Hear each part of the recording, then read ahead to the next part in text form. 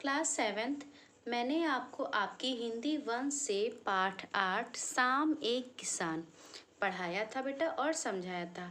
और आपने इसी पाठ की जो ये व्याख्या है, जो पद्यांश की व्याख्या है, आपने वो भी कर लिया है। आज मैं आपको प्रश्नों के उत्तर जो इस पाठ में प्रश्न दिए हैं बेटा, आज मैं आपको वही समझाने जा रही हूँ कि आपके प्रश्न क्या हैं और आपको इनके क्या उत्तर लिखने। कविता से प्रश्न 1, इस कविता में शाम के दृश्य को किसान के रूप में दिखाया गया है। यह एक रूपक है। इसे बनाने के लिए 5 एक रूपताओं की जोड़ी बनाई गई है। उन्हें उपमा कहते हैं।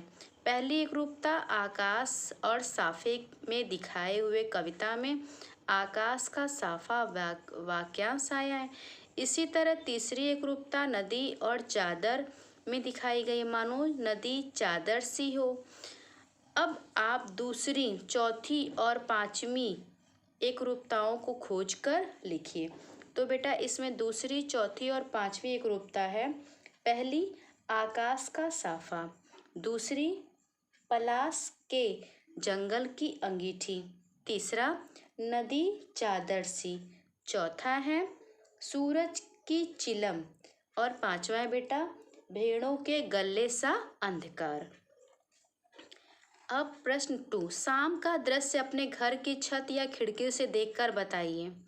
शाम कब शुरू हुई, ये जाड़े के बारे में है कि शाम कब शुरू हुई।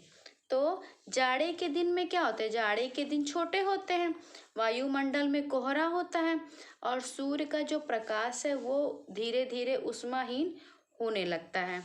तब तो शाम कब शुरू हुई, तो धीरे धीरे उष्माहीन होने लगता है, इसलिए शाम जल्दी आ जाती है। मतलब कि 4 सवा 4 बजे तक शाम शुरू हुई। खा, तब से लेकर सूरज डूबने में कितना समय लगा। तब से लेके बेटा सूरज डूबने में लगभग 1 घंटा या सवा घंटा लगा। ग, इस बीच आसमान में क्या क्या परिवर्तन आए। इस बीच आसमान में ये परिवर्तन आए कि आसमान में सूर्य का प्रकाश कमजोर हो गया। आसमान में उड़ते हुए जो पक्षी हैं वो अब अपने घर को, अपने घोंसले की ओर लौटने लगे और पूर्व दिशा में जो है प्रकाश वह समाप्त हो गया। ये परिवर्तन आसमान में आए। अब है क्वेश्चन नंबर 3, मोर के बोलने पर कवि को लगा जैसे किसी ने कहा हो, सुनते हो। नीचे दिए गए पक्षियों की बोली सुनकर उन्हें भी 1 या 2 शब्दों में बांधिए। तो पक्षियों की बोली सुनकर, जैसे बेटा मोर बोला तो कवि को लगा जैसे किसी ने कहा हो, सुनते हो। वैसे यहाँ पर कुछ पक्षियों के नाम दिए गए हैं और उन पक्षियों की बोली सुनकर आपको बताना है उनके बारे में। जैसे कबूतर, कबूतर का काम होता है खत देना, तो कबूतर क्या कहेगा, कबूतर यही कहेगा कि खत ले लो। कौवा, कौवा बोलता है तो हम यही आभास लगा करते हैं कि जैसे वो कह रहा है कि मेहमान आएंगे। तो कबूतर की बोली में हमें क्या लगा, कबूतर की बोली में हमें, अरे कौवा की बोली में हमें क्या लगा, कौवा की बोली में लगा कि मेहमान आएंगे। कबूतर की बोली में लगा कि खत ले लो। कौवा की बोली से आभास हुआ कि जैसे वो कह रहा है कि मेहमान आएंगे। मैना, मैना क्या करती है, गीत गाती है। तो मैना क्या कह रही, मैना बोली तो वह कहती है गाते हो, मतलब मैना ये कह रही गाते हो। तोता, तोता क्या करता है, तोता हमेशा रटता रहता है, कुछ भी उसको उसके आगे बोलिए अगर तोता के आगे तो तुरंत वो उसको क्या करता है, उसको ग्रहण करता है और वही चीज बार बार बोलने लगता है। तो तोता कहता है पढ़ते हो। चील, चील की जो नजरें होती हैं बेटा वो बहुत ज्यादा तीक्ष्ण होती हैं, बहुत ही ज्यादा मतलब पैनी नजर होती है उसकी। तो चील क्या कहेगा, चील कहेगा देखते हो। हंस, हंस का काम है न्याय करना, तो हंस की बोली में क्या लगेगा, जैसे वो कह रहा है कि न्याय करो। तो कबूतर, कौवा, मैना, तोता, चील, हंस की बोली में यही आभास होगा। अब एक कविता से आगे, इस कविता को चित्रित करने के लिए किन किन रंगों का प्रयोग करना होगा। जो ये कविता है इस कविता को चित्रित करने के लिए किन किन रंगों का प्रयोग करना होगा? तो इस कविता को चित्रित करने के लिए नीला, लाल, भूरा, काला, हरा, कत्थई इत्यादि रंगों का प्रयोग करना होगा। दूसरा है बेटा क्वेश्चन नंबर 2 कविता से आगे का, शाम के समय ये क्या करते हैं? पता लगाइए और लिखिए। शाम के समय पक्षी, खिलाड़ी, फल वाले, माँ, पेड़ वाले, पिताजी, किसान, बच्चे। बेटा शाम के समय ये लोग क्या काम करते हैं ये आप अच्छे से समझते हैं कि पिताजी क्या करते हैं शाम के समय, जो खिलाड़ी होंगे वो क्या करेंगे शाम के समय, फल वाले क्या करेंगे शाम के समय, किसान क्या करेंगे, माँ क्या करेंगी, बच्चे क्या करेंगे।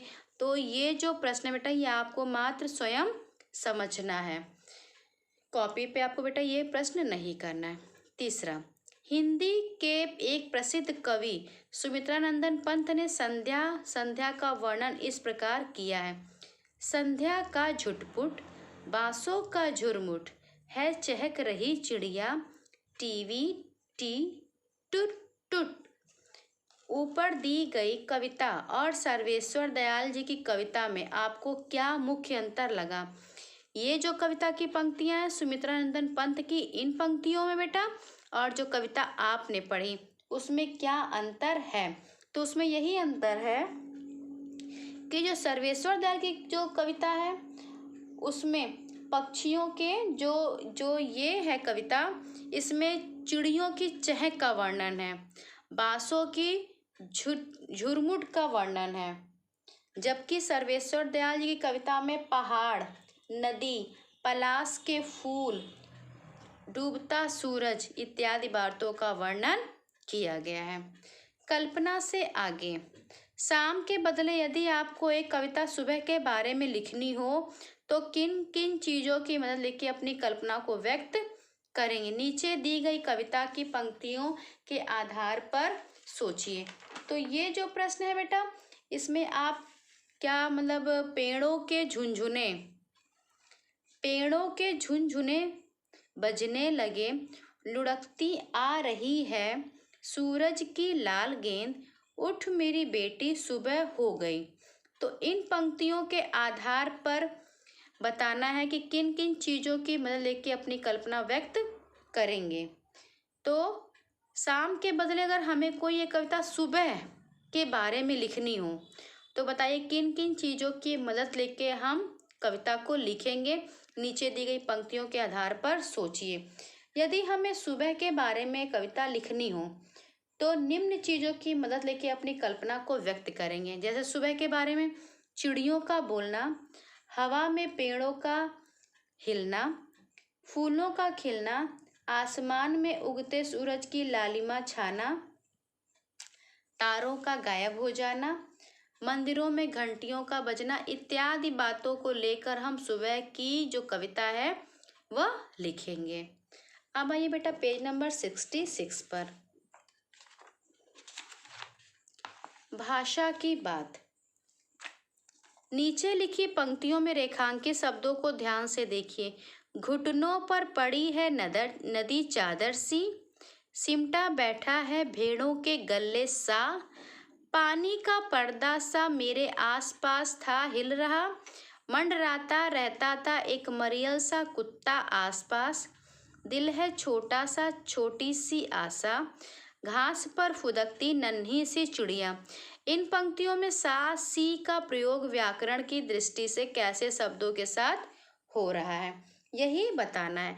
तो इन पंक्तियों में जो सा सी का प्रयोग है वह हो रहा है तुलना करने में या समानता बताने के लिए किया जा रहा है। जैसे नदी सी, जैसे चादर सी, गले सा, पर्दा सा, मरियल सा, छोटा सा आदि का प्रयोग मात्रा या आकार बताने के लिए किया जा रहा है। जैसे कि नन्ही सी, या तो इसका मात्रा नन्ही सी या इसका आकार छोटा सा, ये बताने के लिए किया जा रहा है।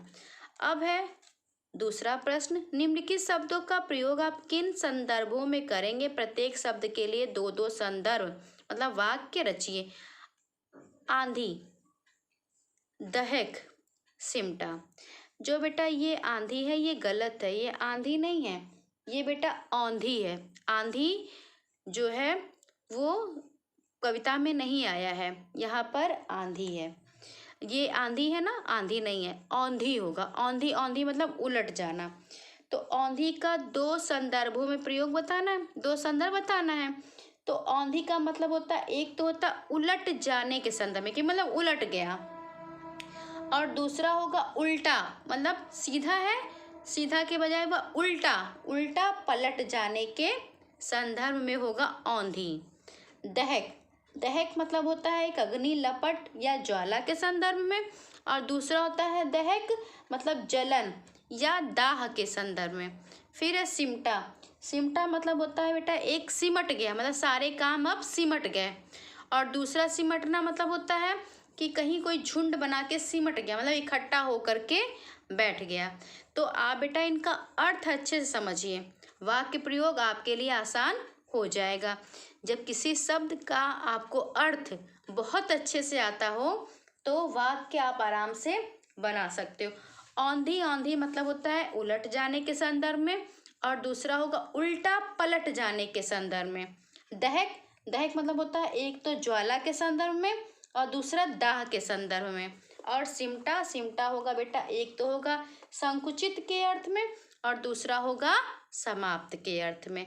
तो ये हो गया आपका बेटा शब्दों के अर्थ। वाक्य प्रयोग आप अच्छे से बना लेंगे, मात्र आपको समझना क्या होता है, शब्दों के अर्थ। वाक्य तो आपके ऊपर निर्भर करता है कि आप वाक्य कैसा बनाते हैं।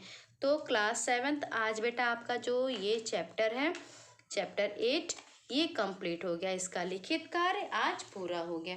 तो क्लास 7th बेटा आप इस चैप्टर को पूर्ण कर लीजिए, मतलब अपनी हिंदी 1 की कॉपी पे बेटा इस चैप्टर का पूरा काम कर लीजिए, क्योंकि इसके बाद मैं आपको आपकी पूरक पुस्तक बाल महाभारत कथा समझाऊंगी और पढ़ाऊंगी। तो क्लास 7th आज आप अपनी कॉपी पे बेटा इस चैप्टर का पूरा लिखित काम कर लीजिए।